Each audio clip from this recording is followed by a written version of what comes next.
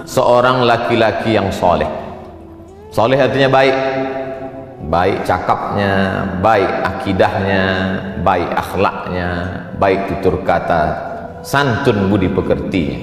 Sholatnya cukup, zakatnya penuh, sedekahnya tak terhitung lagi, sopan santunnya tak menyinggung perasaan orang lain. Tapi ternyata setelah dia mati, meninggal dunia, hisabnya lama sekali.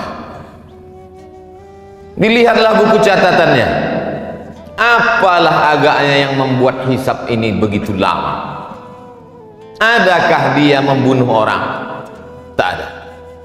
Pernahkah dia menyakiti hati orang? Tidak.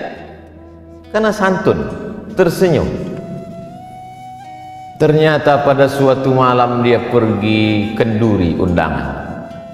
Dalam kenduri itu disuguhkanlah makanan daging kambing.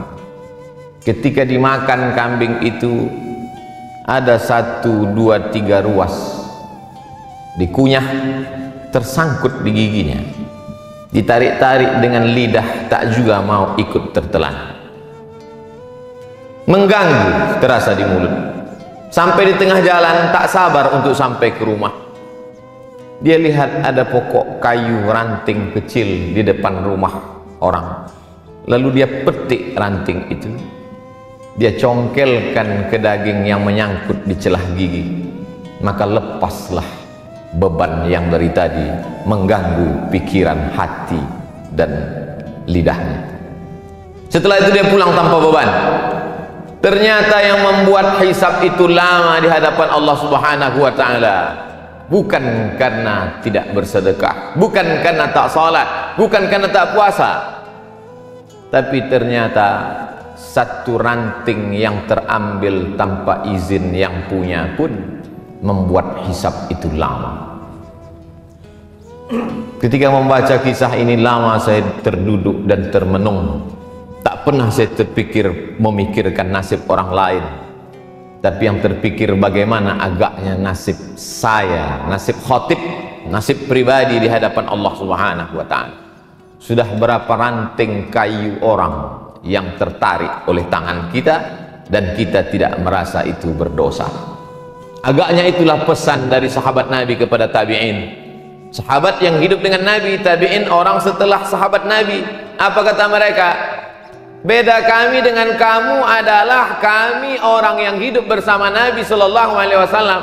Salat kami sama dengan kamu, puasa kami sama dengan puasa kamu, sedekah kami sama dengan sedekah kamu, Al-Quran kami sama dengan Al-Quran kamu. Bedanya kami melihat dosa sebesar ujung rambut itu sangat besar, dan kalian menganggap dosa kecil itu remeh-temeh saja. Oleh sebab itu hari Jumat, bulan baik, agung dan mulia, bulan peningkatan, bulan Syawal, bulan setelah Ramadan, yang diagungkan, dimuliakan Allah Subhanahu wa ta'ala. Diberikan pula kita kesempatan hidup pada hari Sayyidul Ayyam. Merenunglah kita sejenak. Jangan-jangan 1, 2, 3 ranting itu membuat kita begitu lama hisab di hadapan Allah Subhanahu wa ta'ala. Bagi yang pernah menganiaya orang, minta maaf, minal aidin wal faizin, mohon maaf zahir dan batin. Bagi yang pernah termakan, minta izin, mudah-mudahan dihalalkannya, tersambung silaturahim. Apakah Nabi Muhammad sallallahu alaihi wasallam, pemimpin segala nabi dan rasul, sayyidul kaun, seluruh makhluk di atas muka bumi, malaikat-malaikat di langit, pemimpinnya adalah Muhammad sallallahu alaihi wasallam. Apakah lepas dia dari sangkutan-sangkutan ranting ini? Hari Rabu Nabi naik ke atas mimbar. Hari Senin beliau meninggal. 5 hari sebelum meninggal, Kamis, Jumat, Sabtu, Ahad, Senin. Hari Rabu beliau naik ke atas mimbar. Man kuntu jalattu lahu zahran, siapa yang pundaknya pernah tercambuk olehku.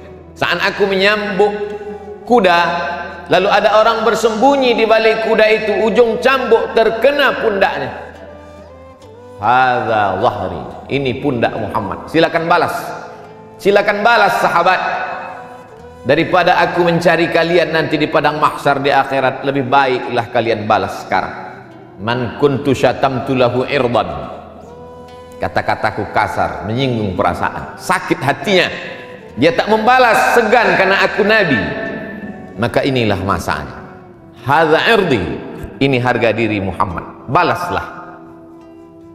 Nabi sedang menunjukkan bahwa dia pun tetap meminta maaf atas apa yang pernah dia lakukan, baik yang zahir, pundak tercambuk, maupun batin, hati yang tersinggung. Cukupkah dengan sholat tarawih 30 malam lengkap dengan witir, tahajud, sholat sunat pagi, awabin, isyraq? Cukupkah dengan zikir, membaca Al-Quran, khatam berkali-kali?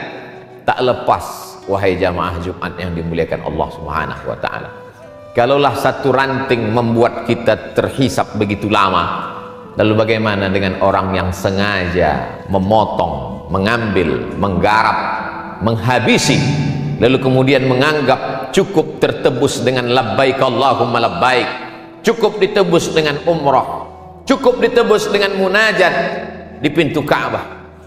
Begitu banyak yang membuat kita ada sangkutan-sangkutan di padang mahsyar. Makanya kata Nabi, ittaqu zulma, jangan kamu aniaya orang, jangan kamu zalimi orang, fa inna zulma zulumatun yaumal qiyamah, karena perbuatan aniaya akan menjadi kegelapan pada hari kiamat.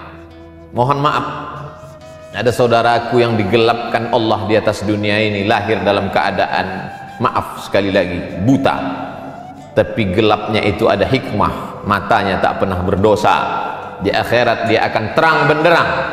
Tapi ada orang-orang yang di dunia ini terang benderang melihat, dan di akhirat dia komplain, ya Rabbi lima hasyartani a'ma wa qad kuntu basira, mengapa aku dibangkitkan dalam keadaan buta padahal dulu aku di dunia bisa melihat?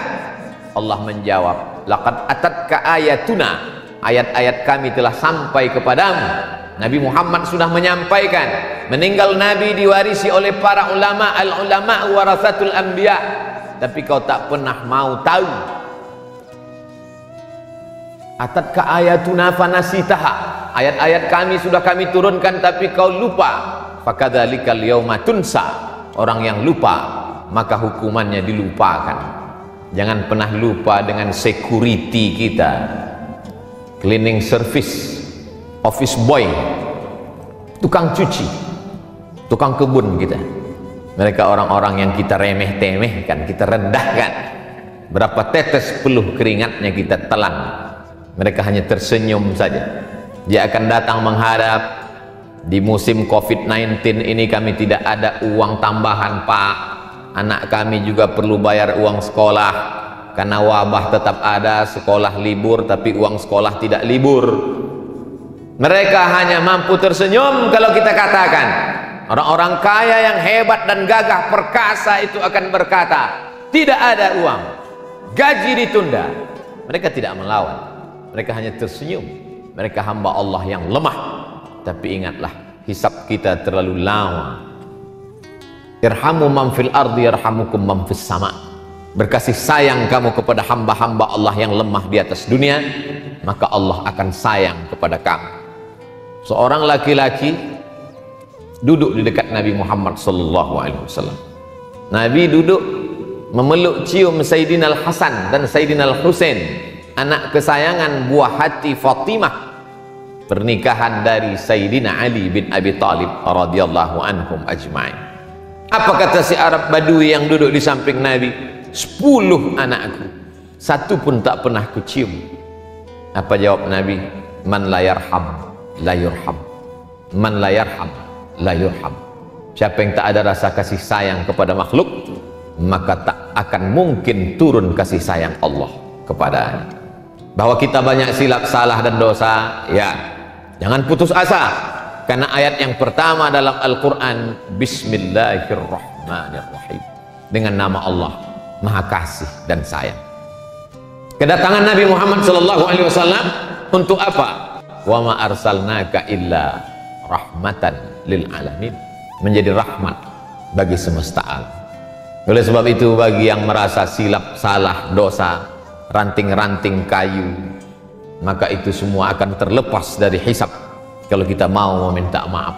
Dan ciri orang bertakwa adalah wal afina 'anil nas, mau memberi maaf. Tapi ada orang yang angkuh dan sombong, merasa sudah menjadi penghuni surga karena begitu banyak infak, wakaf, zakat dan sedekahnya, lalu kemudian menganggap itu hanya remeh-temeh semata. Maka ingatlah, sesungguhnya tak ada yang bisa menolong kita di hadapan Allah. Yauma yafirrul mar'u min akhihi, saudara kandung pun akan lari. Wa ummihi wa abihi, mak kandung, ayah kandung pun tak bisa menolong. Wa sahibatihi wa banih, istri dan anak-anak pun tak bisa membantu.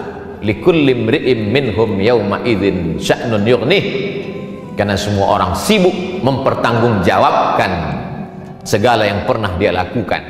Termasuk yang akan dipertanggungjawabkan adalah ranting-ranting tadi. Khutbah Jumat sulit untuk ditangkap karena situasi dan kondisi, tapi insya Allah keyword kata kuncinya mudah saja. Pulang jamaah Jumat ke rumah, ingat satu kata, ranting kayu yang remeh-temeh dan sepele, tapi dapat menyebabkan kita terkena hisab begitu lama. Yang menyampaikan nasihat belum tentu lebih mengamalkan daripada yang mendengarkan. Boleh jadi yang mendengarkan lebih dulu selamat daripada yang menyampaikan. Siapa yang paling mulia di antara kita hari ini? Khatib tidak lebih mulia, imam belum tentu mulia. Inna akramakum indallah, yang paling takut kepada Allah, itulah yang paling mulia. At-taqwa hahuna, takwa itu letaknya di sini kata Nabi, bukan pada sorbannya, bukan pada jubahnya, bukan pada titelnya. At-taqwa hahuna, at-taqwa hahuna. Kalau ada rasa takut dalam hati, segera meminta maaf kepada manusia, meminta ampun kepada Allah, mendapatlah dia husnul khatimah. Tapi yang angkuh dan sombong, merasa cukup dengan amal, la yadkhulul jannah, tak masuk surga. Man kana fi qalbihi mithqala habbatin min khardalin min kibrin, ada sombong sebesar biji sawi.